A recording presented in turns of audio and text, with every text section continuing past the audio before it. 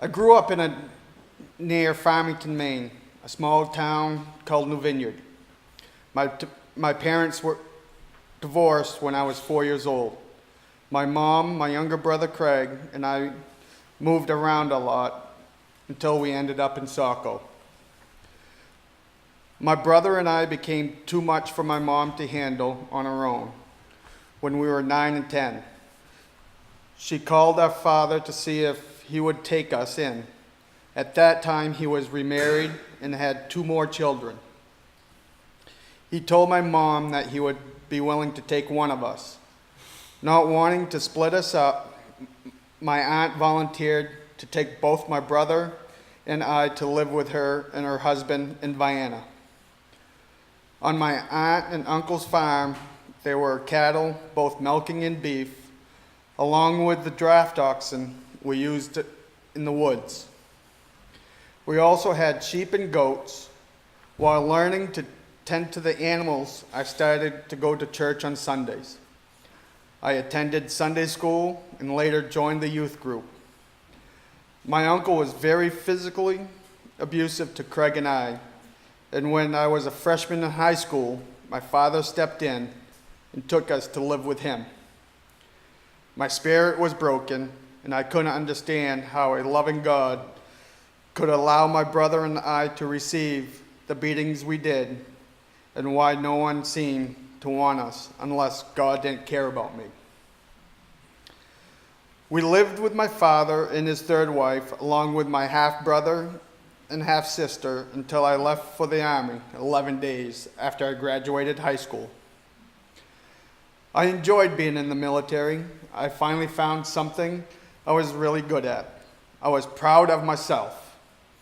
I excelled in every mission. I received multiple awards and accommodation medals, but my personal life was in turmoil. I was married for 2 years and had 2 sons that I neglected for my career. I came home one day to an empty house and was told my marriage was over. I didn't blame her for leaving. Seemed no one wanted me, and so I pushed everyone away, including God. 2 years later, I met Jesse. While we were dating, we took a trip to New York City, and during a horse-drawn carriage ride through Central Park, I realized I was in love with her, deeply. I didn't want to spend another day without her by my side. I proposed in July of 2004, and 2 weeks after,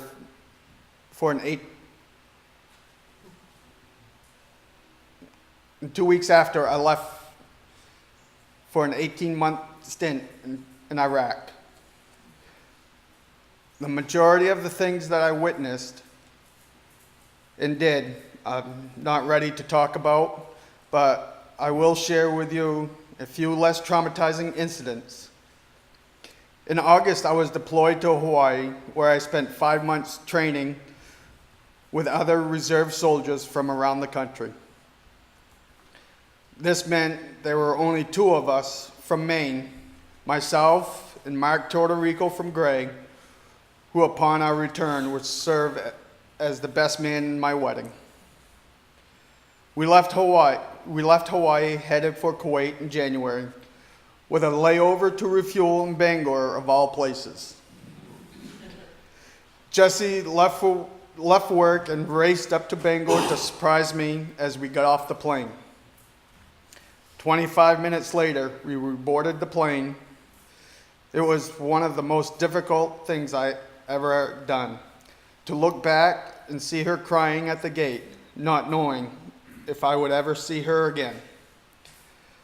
I finally found the love of my life, and now God was sending me to hell. At the same time, I was proud to serve my country. Those were difficult emotions to process. When we landed in Kuwait, we were there for 13 days, continuing training and acclimating to the weather, which was cold and raining. You don't hear much about that kind of weather in the Middle East. I would come to yearn for that weather when it reached 140 and I had 70 pounds of Kevlar and ammunition on my chest. We finally received our orders stating that our convoy would be leaving and heading to base located at LSA Anaconda in Balad, Iraq, 48 miles north of Baghdad. During our convoy, our security detail got lost in one of the most violent neighborhoods in Baghdad for a couple of hours. I'll fast forward to our arriving on base. LSA Anaconda, or as it was more commonly named, Mortaritaville, due to the constant barrage of mortars being launched into our base. This was our home for the next year. We were housed in stacked storage containers, 3 to a room. The insurgents were launching RPGs or rocket-propelled grenades into our base and sometimes our living quarters at the rate of 20 to 30 a day. The noise was constant. I still had trouble with fireworks and thunderstorms because of the flashes and the sound I associate with exploding bombs. Jesse and I took Jack to a birthday party once, and a balloon popped, and I dove on top of Jack, knocking him to the floor and covering him with my body. During a severe thunderstorm at night, a particularly loud clap of thunder struck, and I shoved Jessie out of bed and jumped on top of her.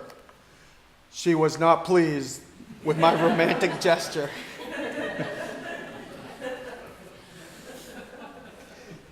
In Iraq, I was part of a QRF, Quick Reaction Force, which meant if any other patrol team got into a firefight or encountered an IED, improvised explosive device, my small team would roll out to support.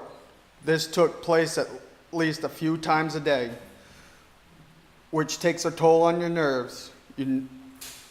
You are never at ease. We were stationed at our Humvees all day, waiting the call to support.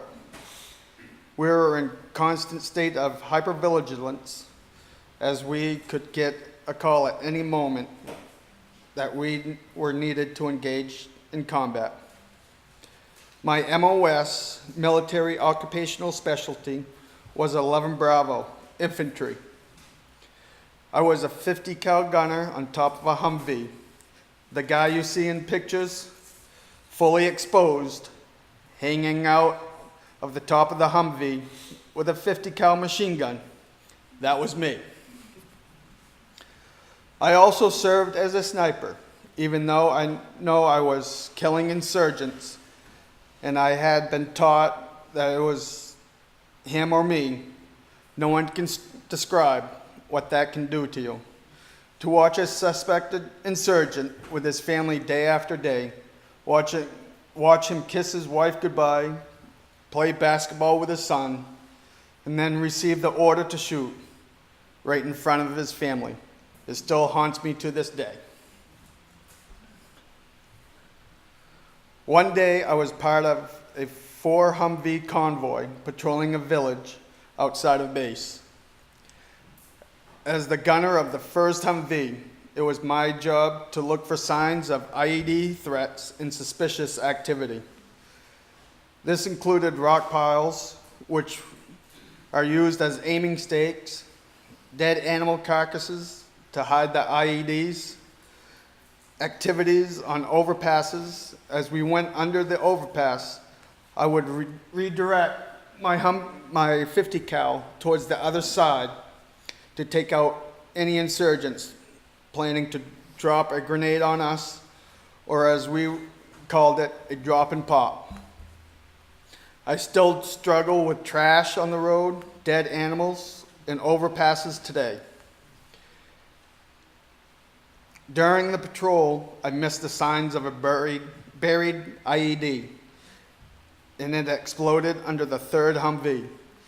We immediately set up a security perimeter as we checked what was left of the Humvee for survivors. There were none. It was my fault. I missed the signs of an IED. 5 men lost their lives. Why hadn't God taken me? I have to live with that. I have to live with this every day, knowing that 5 men are dead because I failed. I have a lot of survivor's guilt over that particular incident. There isn't much more that I'm ready to comfortable with talking about. It has taken me years of counseling even to discuss that incident. What I can talk about is the life I felt every day after my fiance, now my wife, Jessie, and I have always been able to make each other laugh, and I don't mean giggle. I mean, I'm talking pee in your pants, milk coming out of your nose, cracking up. For those of you who haven't experienced my wife's sense of humor, you're missing out. She is hands down the funniest person, maybe the craziest, I have ever met. After I returned from Iraq, I lost the ability to laugh for quite a while. That was the first clue to Jessie that something was really wrong. Jessie wrote me a letter every day that I was deployed. Some letters were about how the wedding planning was coming along, and others detailed what she had for lunch. Those must have been slow days, but regardless, she made sure I got a letter every single day. Other letters contained Bible verses, which I didn't have the heart to tell her I didn't believe God was there. Not in this hellhole. Not after what I had seen. Not after what I had been through. After I came home from my deployment, I really struggled with returning to civilian life.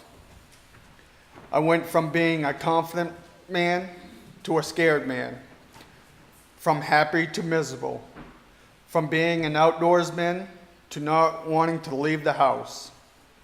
As the years passed, it got worse. I was not the patient father I wanted to be. I slept on the couch of our living room for 8 years because I was afraid that with my night terrors, I might hurt Jessie in my sleep. I got into an argument with my mother-in-law and walked home from their house in Ocean Park to Biddeford. I broke my hand because I got so angry with the lawnmower that I punched it. I would watch my wife cry and know that she didn't want to be with me anymore. Not if I was going to be like this. She was hanging on to the hope that I would find help. Sometimes she would even stop in the middle of an argument and go pray for me, for God to help me. I watched her take the boys to church. Instead of going with them, I'd stay home and enjoy the peace and quiet.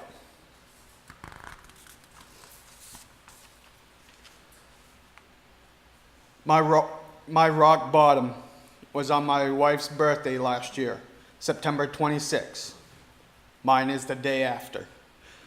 So we decided to have a bonfire party. Her brother and I were decorating the backyard, and I had a massive flashback. I went after her brother with my fist raised. Fortunately, I stopped myself before it connected. It was too late. The damage was done. I had blacked out and had no idea what I had done, but I could tell by the look on his face that I terrified him. What if I ever went after Jesse or the boys like that? I took off. Jesse called my brother, who is also a veteran, to help look for me. I was thinking of how I could take my life in the woods with what I had on hand. My phone was buzzing constantly, and I finally answered. It was Jessie. She told me how much she loved me, and if I did what she thought I was going to do, she would lose the love of her life, and the damage it would do to Jack and Max would be irreversible. She asked me, aren't we enough to want to live? It was at that moment I felt God come back into my life. When life became too difficult to stand, I kneeled. I gave up. I let go and I let God. If my wife could love me after all that I had put her through, surely God could. I decided to let my brother take me to Togus, the VA hospital in Augusta. I checked into the mental health unit and spent a week learning coping mechanism.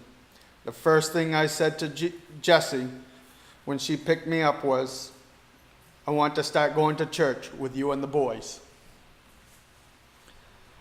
I am a work in progress. I still lose my patience from time to time, but I realize now how much I was missing by dwelling in the darkness instead of looking towards the light.